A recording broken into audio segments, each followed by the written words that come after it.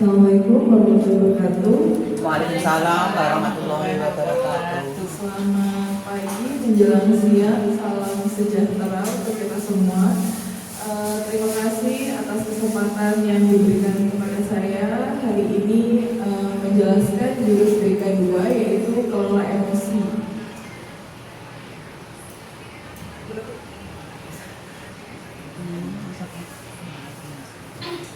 Tujuan dari kelola emosi ini adalah guru BK dan guru non BK terampil menerapkan bimbingan langsung di kelas untuk membantu murid mengelola emosi dan stres akademik. Jadi yang tahu untuk mengelola emosi itu tidak hanya guru BK saja, guru non BK itu juga harus tahu. Apa itu emosi? Emosi adalah perasaan dan pikiran khas, keadaan biologis dan psikologis, serta serangkaian kecenderungan untuk bertindak. Artinya, emosi bukan hanya perasaan, tapi juga mempengaruhi cara berpikir dan bertindak seseorang. Emotional intelligence. Sebelum kita memulai ini, saya akan membagikan secari kertas terlebih dahulu ya.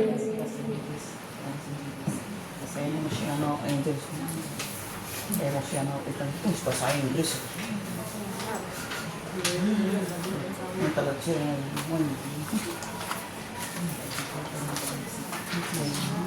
Bagian sini.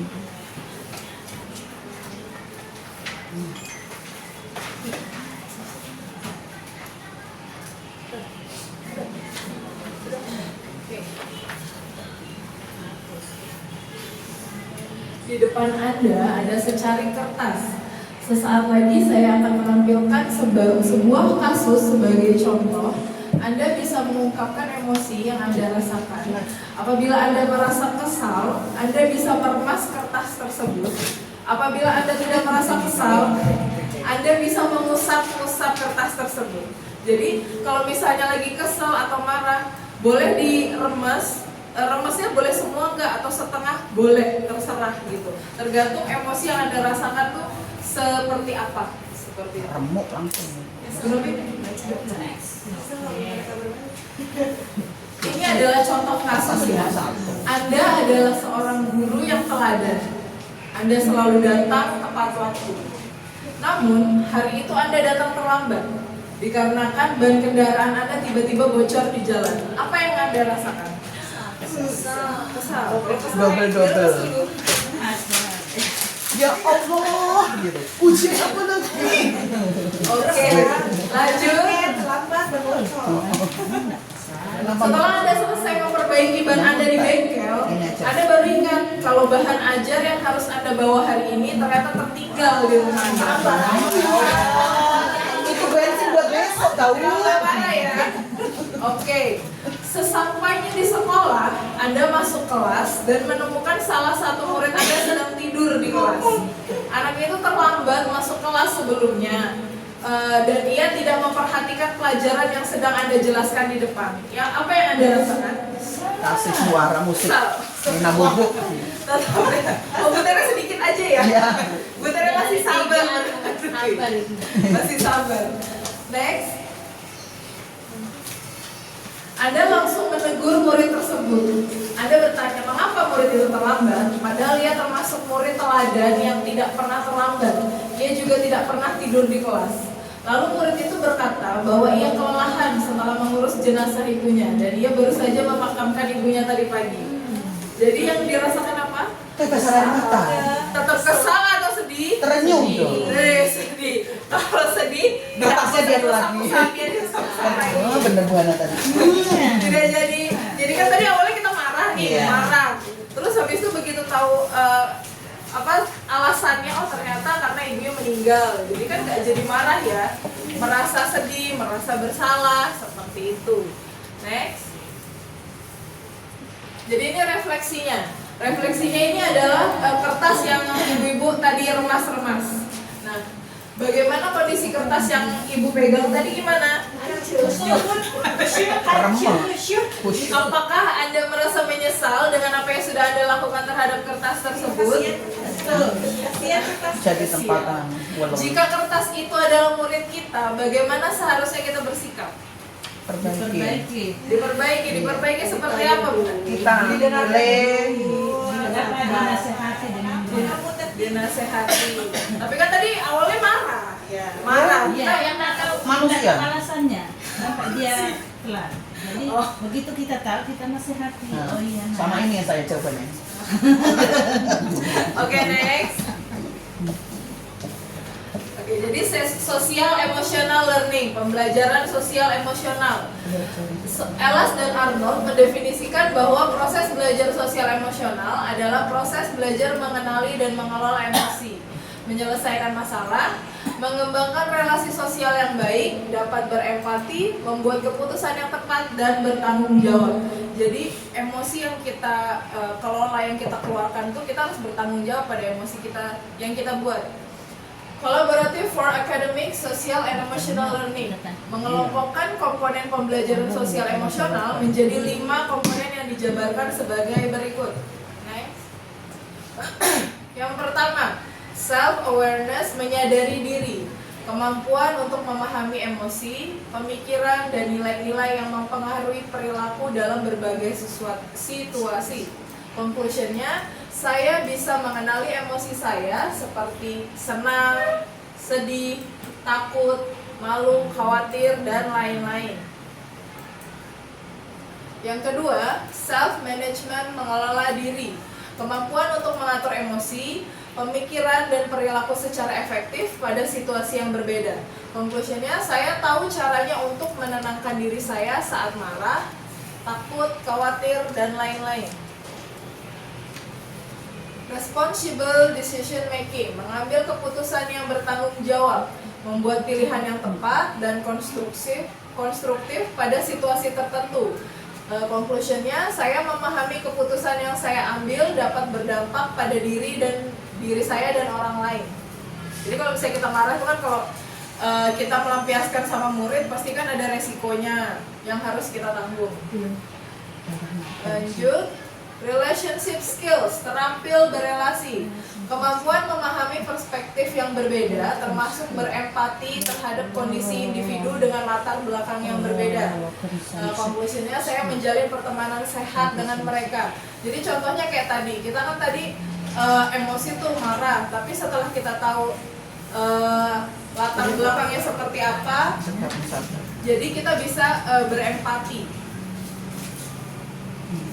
Social awareness, peduli sosial, kemampuan memahami perspektif yang berbeda, termasuk berempati terhadap kondisi individu dengan latar belakang yang berbeda. Conclusionnya, saya peduli dan bisa belajar dan selaras dengan norma sopan santun yang berlaku. Oke, jadi di sini mengapa guru memerlukan pembelajaran sosial emosional? Novik, Kres, dan Elias menjelaskan 3 hal yang perlu diingat oleh guru sebagai pendidik dan agen perubahan. Ketiga hal tersebut dijabarkan sebagai berikut. Yang pertama, kepedulian, caring relationship, sebagai dasar pembelajaran selama pembelajaran dan pelaksanaan pelayanan BK. Hubungan antara murid dengan guru, mentor, instruktur adalah hal yang penting. Hubungan ini akan membuat murid bisa mengeksplorasi, berani bertanya, mengemukakan pendapat, bahkan mengekspresikan diri. Jadi kalau misalnya kita lebih peduli dengan murid kita di kelas, kita lebih caring sama mereka, jadi mereka tuh percaya sama kita. Jadi kalau misalnya nanti mereka merasa nyaman dan percaya, mereka akan berani bercerita, akan berani membuka dirinya mereka terhadap kita, gurunya, seperti itu. Emosi mempengaruhi suasana belajar dan bagaimana pembelajaran dan layanan BK dapat diterima murid. Murid yang belajar dengan situasi yang menyenangkan, merasakan lingkungan kelas yang menyenangkan dan kondusif, akan cenderung bisa menikmati kelasnya. Jadi kalau misalnya gurunya marah nih, baru datang ke kelas sudah marah-marah, pasti kan suasana kelasnya tidak kondusif ya, tidak bagus. Apalagi kalau anak-anaknya luar biasa itu tadi. Jadi nanti pada tantrum, pada segala macam gitu. Jadi kita harus membuat suasana belajar yang menyenangkan agar suasana kelas itu dapat kondusif. Tujuan yang ingin dicapai dan pemecahan masalah, mengarahkan individu, guru atau murid, dan juga memberikan motivasi atau energi untuk melakukan pembelajaran.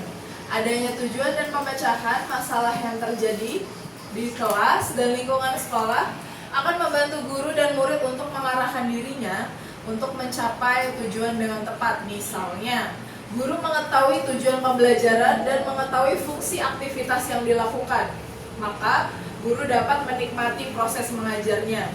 Jadi kalau misalnya kita punya materi di kelas, terus kita nggak paham nih tujuannya apa, kita harus apa, pasti kan kita tidak dapat menikmati proses pembelajaran. Begitu juga murid yang menerima pembelajaran tersebut. Begitu juga halnya dengan murid yang mengetahui tujuan pembelajaran dan aktivitas yang ada, maka murid tersebut akan lebih termotivasi karena mengetahui tujuan aktivitas tersebut. Contoh misalnya di kelas autis, kalau misalnya di kelas autis anaknya mungkin disuruh meronce atau mungkin disuruh kolase, tapi misalnya mereka nggak tahu nih tujuannya apa, nih disuruh ngapain, nih bingung, mereka nggak tahu caranya gimana, kan mereka tidak dapat tidak dapat merasa senang dengan pembelajaran tersebut. Akhirnya rata-rata pada bosen, males, ya udah dilempar begitu aja, seperti itu. Jadi ada yang namanya What is AMC2? UNESCO dan Mahatma Gandhi Institute of Education menjelaskan 4 kompetensi yang diperlukan dalam pendidikan dan relasi sosial, yaitu AMC2. Jadi itu singkatan dari empathy, compassion, mindfulness, dan critical inquiry. Program pendidikan yang didasari oleh kerangka kerja MC2 terbukti membangun situasi belajar yang positif.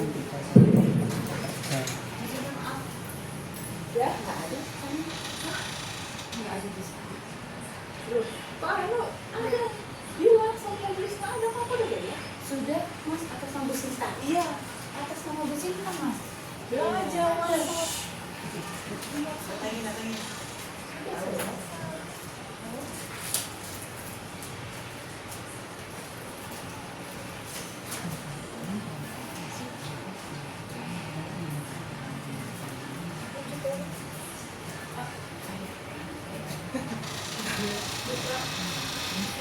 Jadi empati merupakan sebuah kemampuan yang dimiliki dalam memahami murid secara mendalam, baik dalam situasi pribadi maupun sosial, serta peduli dan perhatian terhadap emosi yang dimiliki oleh murid yang ditunjukkan melalui perilaku mereka.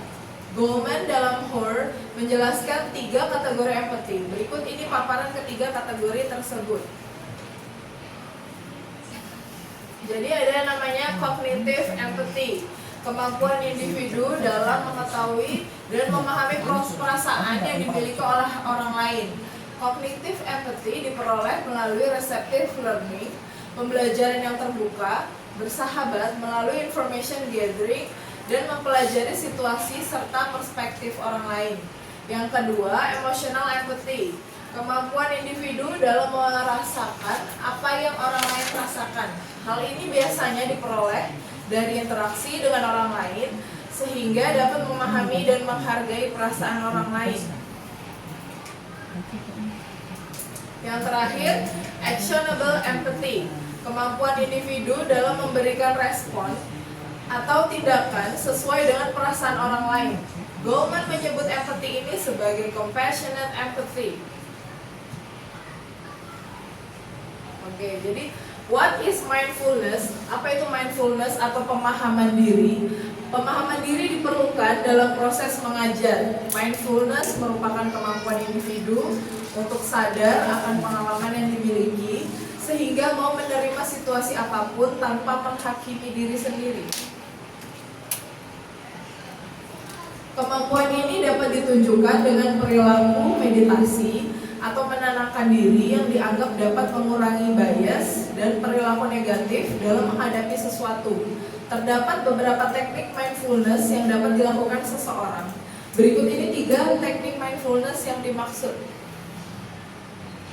Jadi yang pertama 2 feet 1 breath. 2 feet 1 breath itu artinya kita berdiri di 2 kaki berdiri di dua kaki, berdiri pada dua kaki, terus one breath, kita tarik napas, terus habis itu kita keluarkan, jadi kita merasa tenang. Terus set intention itu artinya kita tahu hari ini aku mau ngapain, tujuan kita, intensi kita itu apa. Terus teknik I am aware itu artinya oh saya ngerasa hari ini saya senang, saya ngerasa hari ini saya bahagia, happy dan lain-lain. Jadi kalau misalnya kita punya emosi itu harus kita accept kayak oh memang ini yang saya rasakan, jangan denial. Misalnya lagi marah terus oh enggak ini aku gak marah gitu. Jadi namanya teknik I'm aware seperti itu. Next bentar ya. Nah, compassion. Melalui compassion itu artinya bela rasa seorang individu dapat membatasi perasaannya terhadap orang lain sehingga dapat mengurangi personal distress atau stres atau tekanan pribadi. Jadi kita harus membatasi perasaan kita terhadap orang lain, jadi kita nggak terlalu stres dengan diri kita sendiri gitu akibat respon yang berlebihan terhadap perasaan orang lain. Jadi misalnya ada perkataan mungkin orang lain yang kita rasanya kurang enak di hati gitu.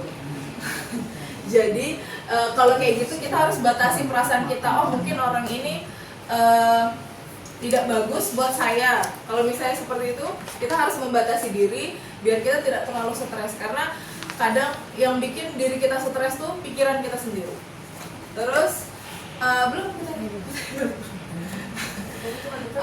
Gilbert melihat compassion sebagai kemampuan yang ditunjukkan melalui 6 atribut sebagai berikut. Boleh Putri buka ini dulu. Ya, bisa dibuka ya. Panjang nggak? Tutup dulu berarti sedang.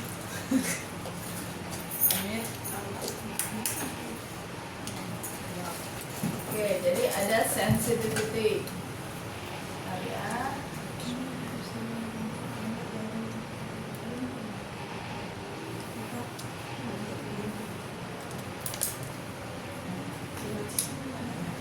Sensitivity itu sikap individu yang responsif terhadap perasaan orang lain sehingga mampu memahami bantuan apa yang dibutuhkan. Yang kedua, sympathy.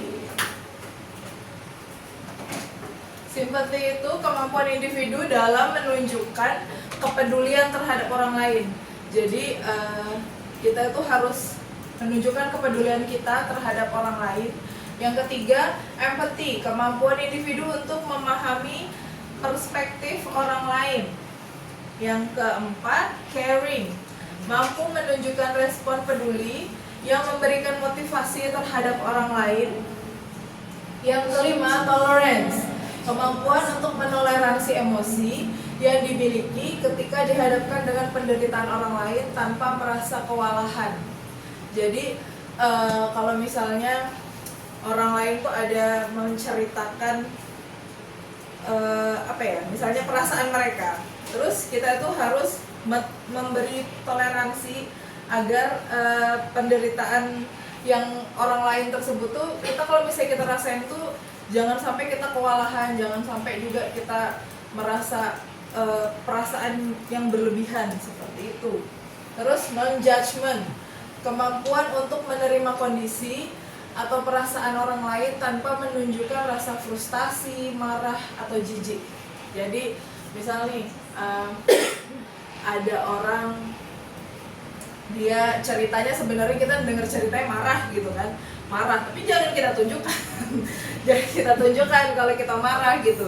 Jadi ya poker face aja, non judgment, karena kan kita nggak tahu apa perasaan orang tersebut atau dibalik cerita tersebut itu apa. Jadi nggak boleh juga kayak kita jijik kayak ih gitu, nggak boleh seperti itu. Lanjut.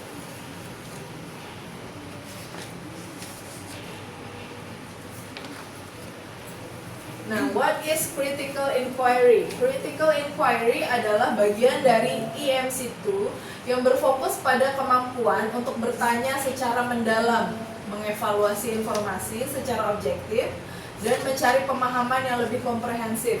Jadi kalau misalnya menurut saya guru BK dan guru non BK juga harus mempunyai critical inquiry. Kalau misalnya murid kita ada mengalami kasus, mungkin kasus kalau di kita tuh apa yang sering ya, selain anak-anak yang mukul, Emosi. iya, yang kalau misalnya anak yang udah bisa diajak ngobrol tuh mungkin bullying ya, bullying. Nah, jadi kita kan bisa bertanya tuh secara mendalam kepada mereka, mengevaluasi informasinya, misalnya apa yang menyebabkan bullying itu terjadi, atau apakah mereka pernah mengalami bullying tersebut di masa lalu mereka gitu. Terus lanjut. Jadi di sini ada observation. Sebentar. Nah, observation atau observasi itu kemampuan untuk memperhatikan detail, fakta dan bukti secara cermat dan teliti dalam suatu situasi. Yang kedua, analisis, memecah informasi yang kompleks menjadi bagian-bagian yang lebih kecil dan mudah dipahami, serta mengidentifikasi pola hubungan dan struktur dasarnya. Yang ketiga, interpretasi, memahami makna dari informasi yang dikumpulkan, termasuk mengenali masalah dan menjelaskan tanpa bias. Yang keempat, menilai kredibilitas, relevansi dan kekuatan bukti atau argumen yang ada untuk mendukung suatu kesimpulan. Jadi kalau misalnya kita mau evaluasi itu, kita harus mencari bukti dan argumen yang kuat untuk mendukung suatu kesimpulan. Yang kelima, inferensi, menarik kesimpulan yang logis berdasarkan informasi yang dianalisis dan dievaluasi, serta mengidentifikasi implikasi atau konsekuensi.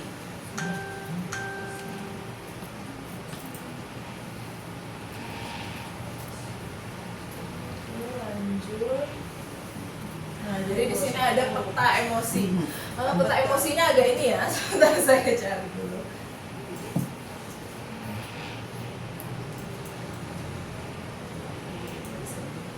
Nah, iya di ini enggak ini juga ada.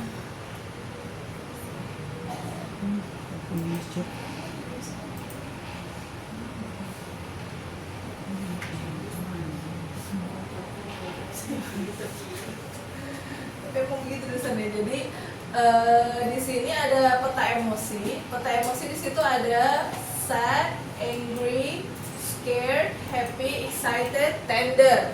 Happy itu apa, Bu Hana? Senang. Oh, tahu Bu Hana. Ngerti nggak kakak? Kalau sad, Bu Prab? Apa? Sad. Enggak, kok pas susah aku. Sad itu apa? Lawannya senang. Oh, sedih. Iya, sedih. Itu juga kan aku. Kalau angry. Oh, itu kan ada gambarnya. Angry, marah. Benar. Iya, kalau excited sama kayak senang. Menyenangkan. Oh, itu kan ada gambar. Alhamdulillah. Menyenangkan. Terus kalau scared itu takut. Sedangkan kalau tender itu seperti kasih sayang, intimate loving, warm hearted.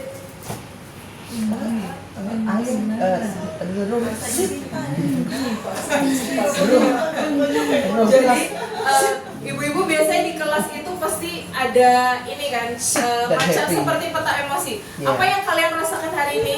Misalnya senang, kalian nanti Bu kasih bintang di senang. Kalau misalnya sedih, masuk di yang sedih. Seperti ada nggak di kelas ibu-ibu?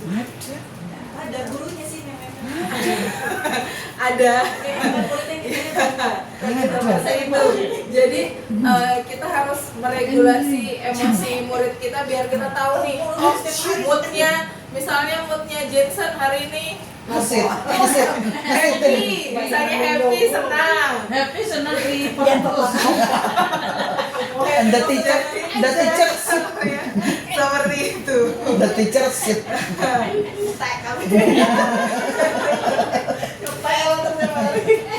Baru datang aja, datang lagi. Di sini ada saya Ya Allah. roda pilihan. Apa itu roda pilihan? Oh gitu. Bukan. Bukan ya, roda pilihan bukan itu. Andai ku tahu. Jadi roda pilihan ini bisa nanti ibu-ibu buat di kelas sama murid-murid. Misal contoh, kalau misalnya ada yang ngambil mainan, kayak misalnya Abi mainannya diambil nih, apa yang harus Abi lakuin? Marah kah, ngamuk kah, atau memukul atau apa? Nah di sini contohnya ada apology. Pertama, walk away. Walk away itu artinya pergi aja, ditinggal aja. Kalau family meeting itu biasanya pertemuan keluarga gitu. Terus use an I message. Mungkin ini punyaku gitu loh. Ini this is mine gitu. Terus tell them to stop. Bilang sama mereka stop. Jangan ganggu aku, jangan ambil mainanku. Terus count to 10 to cool off. Mau ngopol. Jadi harus hitung 1 sampai 10. Misalnya kita marah kan, anak ini marah, kita ajarkan hitung 1 sampai 10 biar mereda emosinya, Atau kalau misalnya dia tidak mau berurusan dengan yang tukang bully ini tadi, bisa go to another game. Go to another game itu artinya pergi ke mainan yang lain, ambil mainan yang lain aja. Terus kalau misalnya mau bareng, bisa share and take turns. Share and take turns itu sharing. Sharing itu artinya bareng-bareng ya. Jadi misalnya Abi mau mainan sama Jija, bisa bagi nih, ayo kita bagi daripada berantem kan.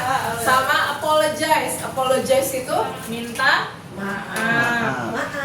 Minta maaf. Eksan. Maaf dikuwak. Di sini saya minta ibu-ibu untuk membuat roda pilihan. Kira-kira kalau misalnya anak emosi, anak sedang merasakan emosi itu yang harus dilakukan tuh apa aja selain yang tadi saya beritahu. Gitu. Nggak usah bahasa Inggris, bahasa Indonesia aja buat. Buka. Ya, buat di secari kertas tadi buat ini. Iya. Berusaha untuk ini. Iya, nanti buat di lingkaran itu aja. Itu aja. Kamu apa tadi? Udah bicara.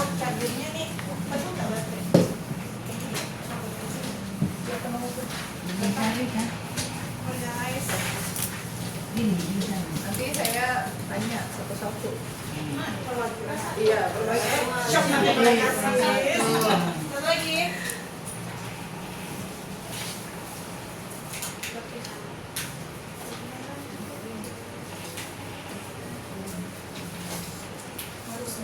Iya, harus lingkaran. Terserah mau 6, mau 8.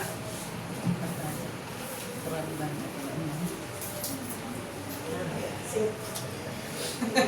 Oh bisa ini bagus bener. Langsung bulat. Langsung bulat bener, hebat. Ini tadi udah kepikiran juga pakai gelas. Gelas kopi. Aku mau cari. Aku iya. Dia nggak bisa gambar ya. Kamu pakai. Bisa dia ini gambar pas ngelingkat. Di belakang butuh gelas kopi juga ada ini guys. Satu orang kita Ya, sewakan ya. kalau Satu nggak orang lagi. kasih, siap. Buahnya ada gelas juga. Sudah jadi. Sudah jadi kantor. Ya sudah jadi. Isinya Bu, isinya. Iya, apa? Iya, lo isinya apa? Ya menurut Bu Pro apa-apa. Ayo isinya. Ya kalau misalnya si Jaki lagi emosi, kira-kira yang harus dilakukan tuh apa? Go.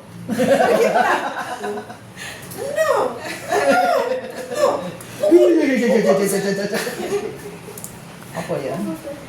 Siapa yang mau masukkan Takut juga kalau sakit marah daripada Angel, aku di Angel. remek-remek Angel ya? kita sakit. Iya, Angel aja. Namanya Karim. Gimana dong tak ngamuan kamu? Sikap dari emosi akan membalikkan. Kenapa? Angel kan. Oh, aku pede. Satu mulai jadi gampang ya.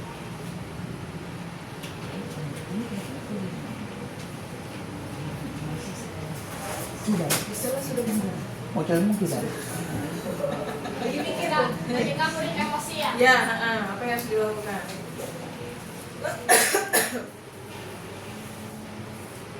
Apakah harus latihan pernapasan?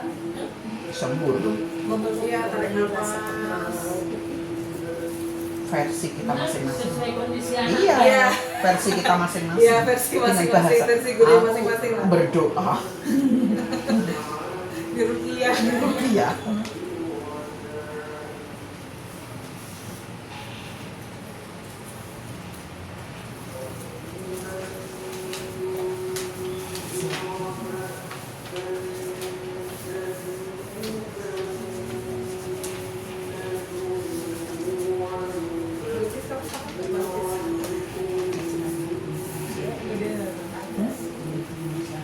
Iya, kurang lain.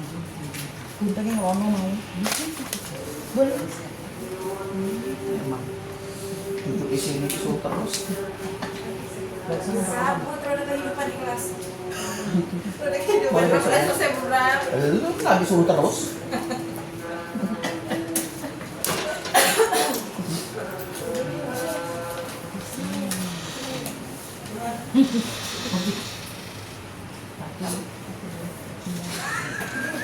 Saya bener. Gitu.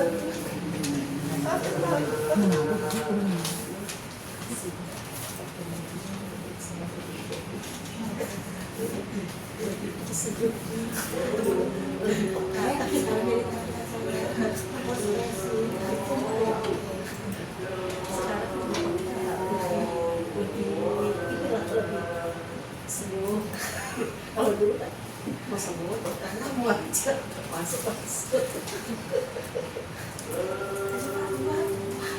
Berarti ini nada keras. Masih mahal.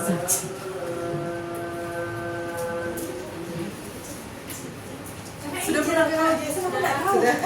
Kalau dari versi Bu Nuga, apa Bu Nuga? Ya, kalau dari versi saya, Berdiri. kalau dari versi saya ada 4. Oh, ada 4. Yang pertama, anak itu ditenangkan terlebih dahulu, lalu divalidasi emosinya, lalu diberi ruang terlebih dahulu untuk menenangkan supaya yang mungkin awalnya tantrum, dia dibiarkan dulu untuk memberi ruang agar dia stabil lagi. Lalu kita ajarkan untuk cara mengontrol emosi seperti latihan pernafasan 478. 478 itu apa? 4 detik untuk menarik napas, ditahan 7 detik, lalu dihembuskan dengan 8 hitungan. Terima kasih. Oke, terima kasih Bu Nuga. Oke, Nuga. Siti. Ya Allah. Ini saya punya 4 ya. Iya. Dari satu roda punya 4. Ini contohnya Angel. Yang pertama, ya udah saya diamkan aja dulu dia, kasih dia kesempatan buat meluapkan emosinya dia. Oke, biarkan aja. Terus yang kedua, saya coba untuk pelan-pelan datangin Angel kenapa gitu kan. Ya oke, udah dia dulu baru kita cerita kenapa gitu kan. Mungkin dia nggak bisa ngomong kan, dia bisa duduk nih, ini gitu kan. Terus yang ketiga, kayak kita kasih solusinya mungkin aja nggak bisa gunting nih. Saya nggak bisa gunting, ya udah. Jadi kita tuh sebagai guru kayak gini ya Angel guntingnya, ayo bareng-bareng. Begitu dia udah mulai tenang, baru yang keempat, ya dan karena dia nggak bisa kita lakukan sama-sama aja. Jadi kan dia yang sudah selesai tugasnya, kita juga sebagai guru dampingin dia walaupun dia nggak bisa, itu kita tetap ada buat dia. Jadi itu kayak yaudah kita selesaikan bareng-bareng deh. Nah jadi dia nggak parah lagi, dia udah tahu ternyata aku bisa kalau bareng, kalau sendirian aku nggak bisa. Iya. Jadi, Terima kasih Bu Siti. Sekarang SMA Bu Hana, SMA Bu Hana. Perwakilan. Perwakilan SMA.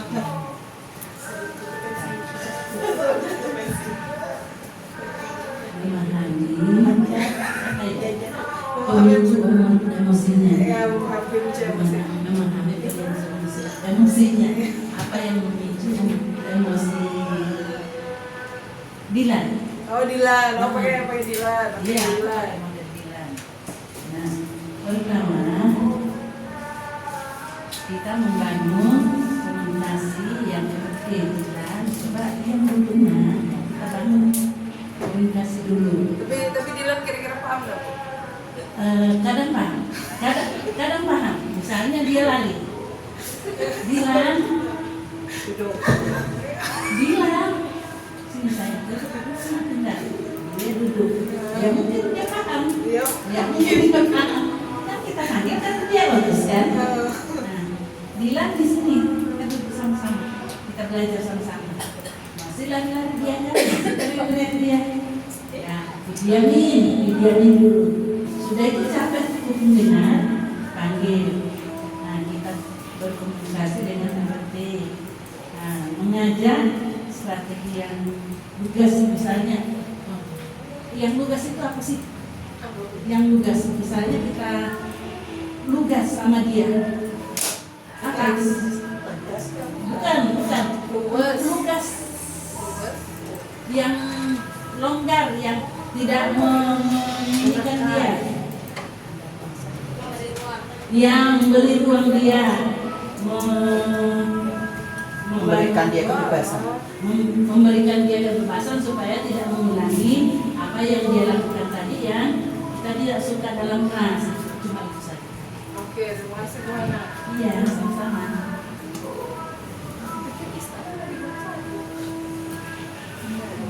Makanya kalau lihat Google artinya tugas seperti itu. Tugas itu. Oke, terima kasih. Itu tadi akhir dari kelompok emosi jurus 2. Nah, kita masih belum. Oh, Kupra boleh. Kenapa nunjuk aku? Sebelum terima kasih. Siapa yang ngomong? Beginilah bu kisah kami. Ungkapkan. Ungkapkanlah perasaanmu Dinda. Terima kasih Ibu atas waktunya. Ini minta contoh yang mana? Yang Zaki apa yang Haska? Apa yang Terserah. yang satu tukang tantrum Yang bisa diajak Ibu. komunikasi. Yang satu tantrum, yang Haska tukang ngompol. Datang setorompol. Nah, Yang ngompol. terus yang satu tukang WC. Saya ngerti.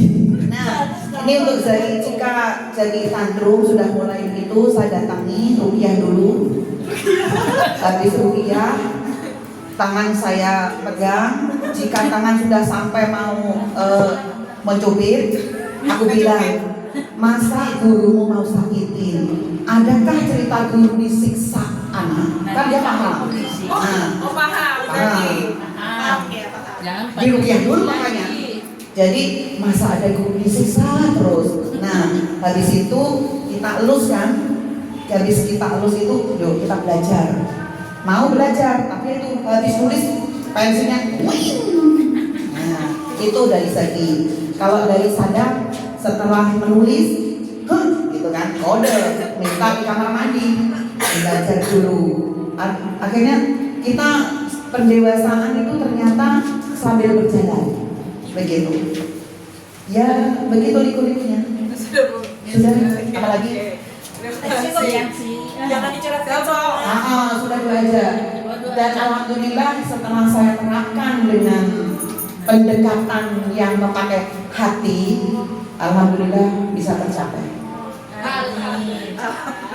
Ini yang asli loh. Ada yang teriak-teriak sebenarnya. Jadi kan karena kita di SLB ini tentang mengelola emosi ini sedikit lebih berbeda dibanding sekolah umum ya Bapak Ibu ya, Bapak Ibu, gede Bapak di sini. Jadi kalau misalnya di sekolah umum tuh mungkin kita bisa melakukan pendekatan langsung kepada anak, ngobrol, saling diskusi bareng gitu. Karena memang mungkin anaknya paham ya. Tapi kan kalau di sini tuh pendekatannya tuh beda gitu. Kalau tadi kan roda pilihan yang saya kasih itu kan kayak misalnya dia bisa minta maaf, bisa tell them to stop, nyuruh mereka berhenti, terus sharing gitu. Karena kalau murid kita juga belum tentu ada yang mau sharing kan. Satu makanan aja saling rebutan gitu. Iya. Saling merebut sana sini. Jadi sedikit roda pilihannya sedikit lebih berbeda ketimbang roda pilihan pada umumnya seperti itu. Ini akhir dari kelola emosi jurus kedua. Nanti akan ada lagi jurus keenam yaitu bangun kolaborasi. Bu, ini langsung lanjut atau mau istirahat?